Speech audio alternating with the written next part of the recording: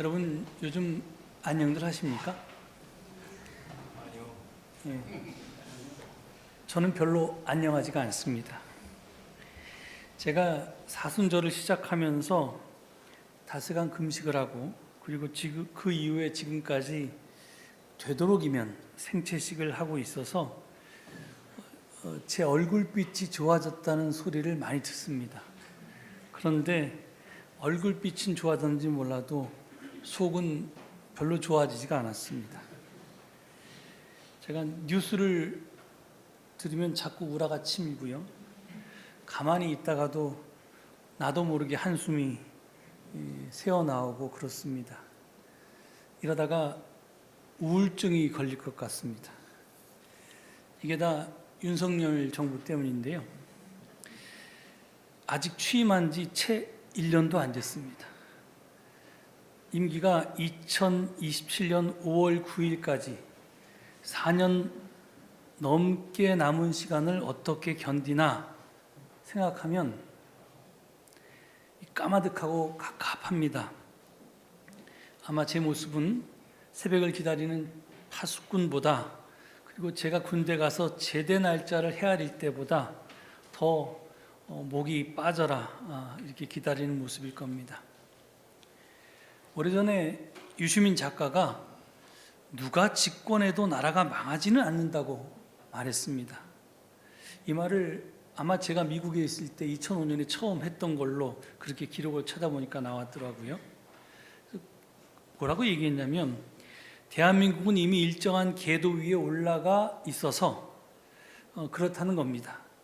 그래서 여당이 하여튼 지금으로 얘기하면 민주당이 집권하나 국민의힘이 집권하나 어느 정파가 집권하더라도 그 정파의 대표가 집권하더라도 나라가 좀 망가지거나 후퇴할 수는 있어도 결코 망하지는 않는다. 이것이 그의 확신이었습니다. 그러면서 구체적으로 이런 말도 했습니다. 누가 집권을 하든 그가 나라를 팔아먹기에 하겠는가? 그게 아니더라도 제5공화국 이전 시기로 되돌아가기에 하겠는가? 이게 2006년에 중앙일본과 하고 기자 이렇게 대담할 때 했던 정확한 워딩입니다. 저보다 훨씬 똑똑하고 저는 전혀 갖지 못한 국정 경험도 많고 더구나 식견까지 뛰어난 유 작가가 한 말이기에 철석같이 믿었습니다. 아니 그렇게 믿고 싶었는지도 모르겠습니다. 그래 설마 나라가 망하게 하겠어? 딴 나라 사람을 만나면 제가 며느리를 좀 만나면 창피하기도 하고 한국말을 모르면 모를 텐데 잘해요. 그래서 대한민국 뉴스를 다 들을 텐데 아들이 전화할 때마다 우리 아들이 자꾸 뭐라 그럽니다 저한테. 하여튼 그리고 또 뉴스를 볼 때마다 참기도 힘들고 이것저것 많이 망가지겠지만 그래도 5년만 버텨내면 좋은 날이 다시 오겠지 하며 스스로를 위로했었습니다. 그런데 그게 아니었습니다. 이 정권은 국민이 무엇을 상상하든 그 이상으로 사고를 저지릅니다. 제5공화국이 군사 독재 정권이었다면 이 정권은 검찰 독재 정권이라고 말하죠. 오죽하면 이번 사순절에 국가보안법 피해자들을 위한 금요 기도회가 매주 열리고 있습니다. 제가 이번 금요일에 거기 가서 설교를 해야 됩니다. 과거 군사독재 정권 시절에 열렸던 목요 기도회 복사판 아닙니까? 국가보안법으로 공안정국을 조성하는 것 하나만 보아도 이 정부가 독재 정권인 것은 분명합니다. 우리는 어느새 제5공화국 이전 시기로 되돌아가 버린 것입니다. 더구나 3.1절 이후에 벌어진 일련의 일들을 보면 우리 대통령이 어느 나라 대통령인지 도무지 알 수가 없습니다. 일본 국의의 입장과 다른 게 하나도 없기 때문입니다. 하다못해 우리 교회와 자매 관계를 맺고 있는 니시가타마치 교회 교우들도 이런 식의 생각은 안 합니다. 설마 했는데 이러다가 진짜 나라를 팔아먹겠다 싶습니다. 지난 정부 때는 눈떠보니 선진국이었는데 이 정부 들어서는 눈떠보니 다시 후진국이 되었을 뿐만 아니라 나라가 망가지고 후퇴하는 정도를 넘어서 진짜 망할지도 모르겠다라는 생각이 덜컥 들어서 매우 불안합니다. 이렇듯 절망의 늪에 빠져 있는 오늘 우리에게 하나님이 주신 생명의 말씀은 에스겔서 37장 1절로 14절입니다. 예언자 에스겔은 예루살렘 사제이자 사독의 자손인 부시의 아들로 태어났습니다. 에스겔은 주전 586년에 예루살렘이 멸망한 뒤에 남왕국 유다의 왕 여호와김을 따라서 그와 함께 바빌론으로 끌려간 포로였습니다. 에스겔은 포로로 잡혀간 지 5년째 되던 해에 그발 강가에서 하나님의 계시를 받습니다. 당시 바빌론에 포로로 잡혀갔던 유대인들의 치명적인 병은 바로 절망이었습니다. 돌아가신 신영복 선생은 절망은 전망이 없는 것이라고 풀이한 바 있습니다. 당시 유대인들은 미래에 대한 계획이나 대안 없이 그저 하루하루 연명하는 하루살이처럼 살았습니다. 저들은 이제 도저히 되살아날 수 없는 시체들이고 그것도 모자라서 무수한 세월이 지난 마른 뼈와 같았습니다. 과연 마른 뼈와 같은 저들이 다시 살아날 수 있을까요? 오늘 본문에서 에스겔은 마른 뼈 골짜기의 환상을 봅니다. 하나님은 에스겔을 골짜기로 데리고 갑니다. 이 골짜기가 정확히 어디 있는지는 알 수 없으나 예루살렘의 남쪽에 있는 게엔나처럼 시체들을 유기하는 장소였을 것입니다. 게엔나는 고대 가나안 사람들이 자신들의 신인 몰록에게 바치기 위해서 어린아이들을 희생제물로 바치던 장소였고요. 그곳에는 뼈들이 가득 차 있었다고 합니다. 에스겔은 마른 뼈로 가득한 골짜기에 서 있습니다. 하나님은 그에게 묻습니다. 사람아, 이 뼈들이 살아날 수 있겠느냐? 상식을 가진 사람이라면 다시 살아날 수 없다고 말했을 것입니다. 그런데 에스겔은 주 하나님, 주께서는 아십니다 하고 대답합니다. 하나님은 에스겔에게 마른 뼈에 당신의 말을 대언하라고 명령합니다. 본문 11절을 보면 이 뼈들은 다름 아닌 이스라엘 사람들이라고 합니다. 11절을 보면 그들은 우리의 뼈가 말랐고 우리의 희망도 사라졌으니 우리는 망했다라고 스스로 말하는 희리에 찬 사람들입니다. 마른 뼈와 같은 그들에게 대언하라는 하나님의 말씀은 에스겔서 37장 4절 6절의 말씀입니다. 너희 마른 뼈들아, 너희는 나 주의 말을 들어라. 내가 너희 속에 생기를 불어넣어 너희가 다시 살아나게 하겠다. 내가 너희에게 힘줄이 뻗치게 하고 또 너희에게 살을 입히고 또 너희를 살갗으로 덮고 너희 속에 생기를 불어넣어 너희가 다시 살아나게 하겠다. 이게 대언하라는 말씀입니다. 여기서 생기라는 말이 두 번 등장하는데요. 이 생기라는 단어는 히브리어로 루하흐입니다. 루하흐는 보통 모든 동식물에 깃든 생명을 유지하게 하는 어떤 것입니다. 루하흐는 씨앗을 발화시키는 보이지 않는 힘입니다. 포유류의 XY 염색체가 만나서 하나의 생명체를 이루게 하는 신비이기도 합니다. 또한 루하흐는 연어가 알을 낳기 위해 여러 달 동안 수천 킬로미터나 되는 바다를 헤엄쳐서 산란지인 강 상류를 향해 거슬러 오르게 하는 힘이기도 합니다. 그것은 불가능을 가능하게 하는 우주의 법이요 에너지입니다. 에스겔이 하나님으로부터 위임받은 명령을 대언하니까 뼈들이 서로 이어지는 요란한 소리가 들렸고 그 뼈들 위에 힘줄이 뻗치고 살이 오르고 살 위로 살갗이 덮였습니다. 그러나 아직 그들 속에는 루아흐, 즉 생기가 없었습니다. 인간이 겉모습만 번지르르 하고 그 안에 영혼이 없다면, 혼이 없다면 무슨 소용이 있겠습니까? 그래서 하나님은 에스겔에게 또 명령합니다. 9절의 말씀입니다. 사람아, 너는 생기에게 대언하여 이렇게 일러라. 너 생기야, 사방에서부터 불어와서 이 살해당한 사람들에게 불어서 그들이 살아나게 하여라. 에스겔이 생기를 향해서 대언하자 그들이 살아나 제 발로 일어나서 엄청나게 큰 군대를 이루었습니다. 아담의 코에 불어넣어졌던 바로 그 바람, 낙심했던 제자들을 휘감았던 그 바람이 불어오자 모든 것이 변했습니다. 그들은 더는 무덤 속에 갇힌 무기력한 시체가 아니었습니다. 그들은 하나님의 꿈에 사로잡힌 하늘 군대가 되었던 것입니다. 그렇습니다. 마른 뼈처럼 아무 쓸모없는 존재였던 희망 없던 이스라엘이 하늘 군대로 재탄생했던 것입니다. 따라서 오늘의 말씀은 오래전 바빌론 포로들에게만 주신 말씀일 수가 없습니다.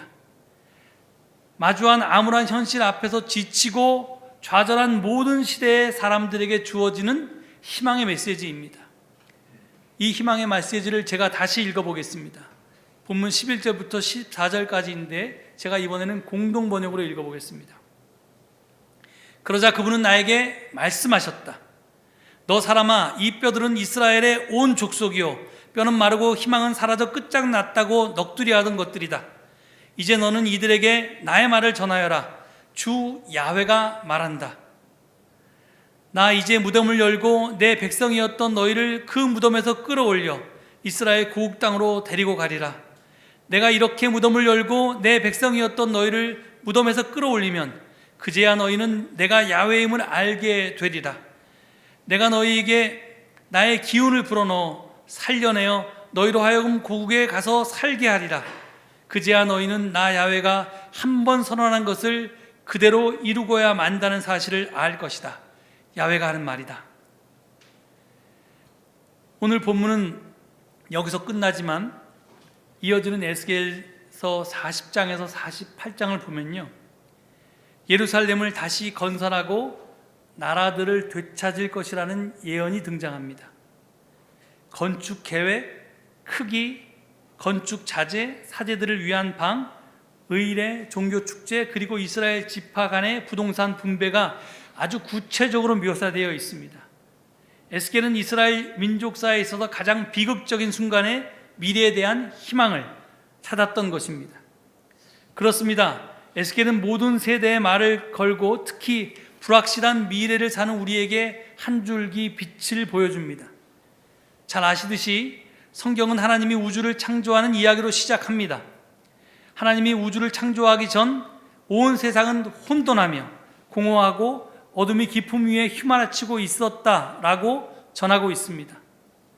하나님이 그 가운데 했던 첫 행동은 빛을 만들어서 어둠을 쫓아내는 일이었습니다. 빛을 만들어서 어둠을 쫓아내는 일. 아우슈비츠 같은 지옥 속에서도 인간의 삶을 지탱케 하는 위대한 힘은 바로 희망이었습니다. 그러니 우리 그리스도인들은 한치 앞을 내다볼 수 없는 캄캄한 상황에서도 결코 절망하면 안 됩니다. 포기하지 않고 끝까지 희망해야 합니다. 오늘 본문은 마른 뼈들도 하늘 근대로 재탄생할 수 있음을 분명하게 증언하고 있습니다. 그런데 이 해골들이 일어나 하늘 군대를 이루는 데에는 세 가지 요소가 필요합니다. 첫째는 하나님의 말씀입니다. 에스겔은 마른 뼈들에게 하나님의 뜻을 전했습니다. 뜻이 들어가자 그들은 절망의 자리를 털고 일어나기 시작했습니다. 둘째는 하나님의 생기입니다. 우리 속에, 우리 문화 속에, 우리 역사 속에 하나님의 생기가 깃들 때, 혼이 깃들 때 우리는 비로소 일어선 존재가 될 수 있는 것입니다. 절망의 그늘을 박차고 일어나서 하나님의 꿈을 실현하는 하늘 군대가 될 수 있는 것입니다. 셋째는 말씀과 생기의 대언자입니다. 하나님의 뜻은 확고합니다. 하나님은 지금 당신의 뜻을 세상에 전할 사람들을 찾고 계십니다. 우렁찬 목소리로 마른 뼈들을 향해 일어서라고 외치는 이들을 찾고 계십니다. 그러니 먼저 눈뜬 우리들이, 하나님의 마음과 접속된 우리들이 일어서야 할 것입니다. 하나님은 오늘 우리에게 물으십니다. 사람아, 이 마른 뼈들이 살아날 수 있겠느냐? 아무개야, 이 대한민국이 다시 살아날 수 있겠느냐? 당시 에스겔의 대답은 주 하나님, 주님께서 아심이다였습니다. 이는 주권이 나에게 있는 것이 아니라 하나님께 있다는, 내가 주도권을 행사하는 것이 아니라 하나님이 주도권을 쥐고 계신다는 그런 신앙 고백입니다. 교만하지 않은 겸손한 자의 표현입니다. 하지만 하나님은 언제나 우리와 함께 역사를 창조해 가십니다. 그러니 사람아, 이 마른 뼈들이 살아날 수 있겠느냐라는 질문은 질문이 아닙니다. 아무개야, 나와 함께 이 마른 뼈들을 하늘 군대로 변화시켜 보지 않겠느냐 하는 하나님의 명령입니다. 따라서 오늘 우리의 대답은, 예 주님, 부족하지만 저희가 기꺼이 하나님과 함께 이 마른 뼈들을 하늘 군대로 변화시키고야 말겠습니다. 그렇게 될 것을 제가 믿습니다. 이런 대답이 되어야 할 것입니다. 유대교 신비주의 전통에 속한 하시드메 랍비 한옥이 이런 말을 남겼다고 제가 말씀드린 적이 있습니다. 이스라엘의 이집트 포로 생활의 본질적인 차원은 그들이 견디는 법을 익혔을 때 시작되었다. 그들이 이집트에서 포로 생활을 시작한 것, 또는 바빌론에서 유배 생활을 시작한 것이 진짜 언제 시작됐냐면 거기에 익숙해졌을 때였다는 겁니다. 압제자들이 나를 못살게 굴어도, 독재자들이 나를 괴롭혀도 그냥 나는 힘없으니까 그냥 사는 수밖에 더 있어, 이렇게 체념했을 때, 그렇게 그 생활에 익숙해졌을 때, 그래서 아무것도 안 했을 때, 우리가 불의한 현실에 저항할 힘을 잃었을 때, 부당한 상황을 그저 받아들이게 되었을 때, 그때가 진정한 절망의 시작점이라는 그런 의미입니다. 그래서 20세기의 위대한 여성신학자 도르트 젤레는 이런 말을 했습니다. 우리 그리스도인은 절망 앞에서 모든 것을 체념하고 있는 그대로를 가만히 앉아서 그냥 운명으로 받아들여서는 안 됩니다. 우리는 하나님께 사태의 역전을 요구해야 합니다. 그래서 그녀는 기도를 반란을 일으키는 것이라고 정의했습니다. 그녀는 기도하는 사람은 만사가 다 그런 식이라고 말해서는 안 되고, 만사가 다 그런 식이지만 그렇게 되어서는 안 된다고, 그리고 이러한 것들은 반드시 시정되고 변화되어야 한다고 말해야 한다고 했습니다. 그게 바로 기도라는 것입니다. 그렇습니다. 지금 하나님께서는 우리에게 기도하라고 하십니다. 불의한 현실에 저항하라고 하십니다. 하나님은 마른 뼈와 같은 우리 속에 생기를 불어넣으시면서 생명의 바람, 평화의 물결이 되어서 살라고 하십니다. 우리가 서 있는 삶의 자리가 어디이든 우리는 생기의 대언자가 되라고 하십니다. 지난 3월 20일에 전동 성당이 있는 전주 풍남문 광장에서 천주교 정의구현 전국사제단이 시국미사를 열었습니다.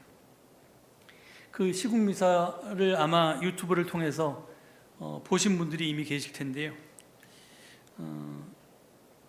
제 아내가 김영식 신부님의 강론을 듣고 감동을 받아서 저더러 그런 설교를 해보라고. 저는 그런 재주는 없다고. 그래서 그냥 그 강론을 틀을까 하는 생각도 했는데 그러면 너무 날로 먹는 것 같아서 제가 그러지는 못했고요. 그래서 여러분들 꼭 보실 것을 권합니다. 근데 그 강론도 아주 훌륭했지만 사실은 거기서 사제단이 발표한 대통령의 용퇴를 촉구한다는 제목의 성명서가 아주 백미였습니다. 그 성명서를 또 이 대표 사제님께서 아주 천천히 또박또박 낭독하셨는데요.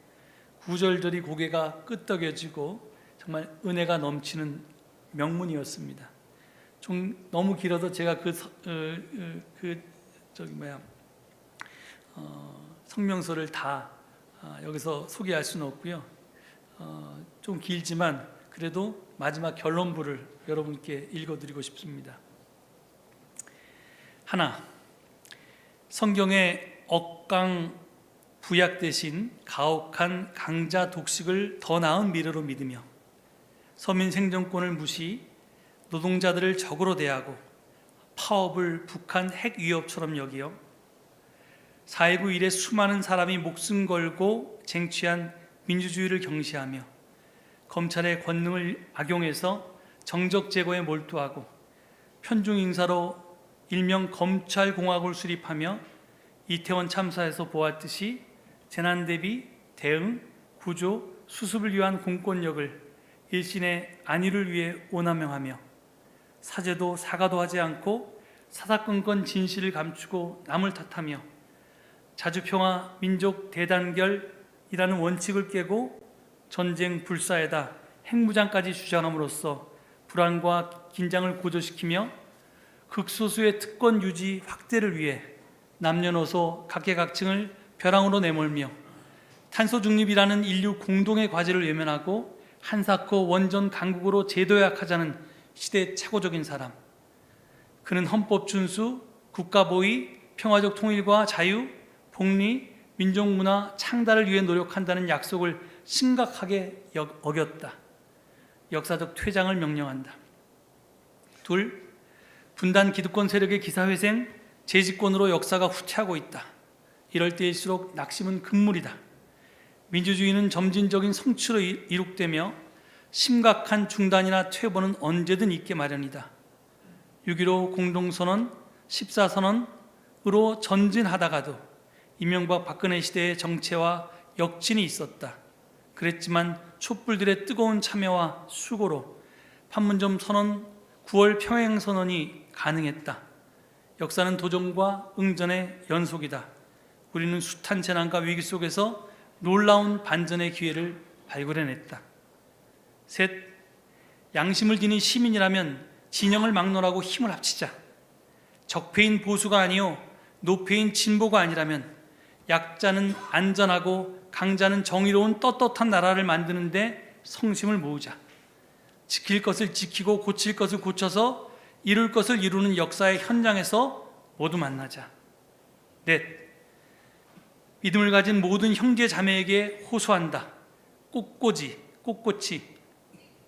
꼿꼿이라고 읽어야겠죠. 꼿꼿이 서서 몸을 태우는 제대 초의 듬직한 몸가짐처럼 병든 세상과 어려운 이웃을 위해 십자가의 수고를 즐거이 감당하자. 공경을 위한 공경은 없다. 소중한 기회가 있을 뿐이다. 지금은 은총의 때이다.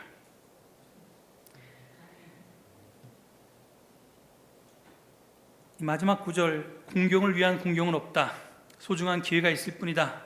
지금이 은총의 때다라는 말씀이 너무 인상적이었습니다. 그렇습니다. 지금은 단순히 고난의 때가 아닙니다. 은총의 때입니다. 왜?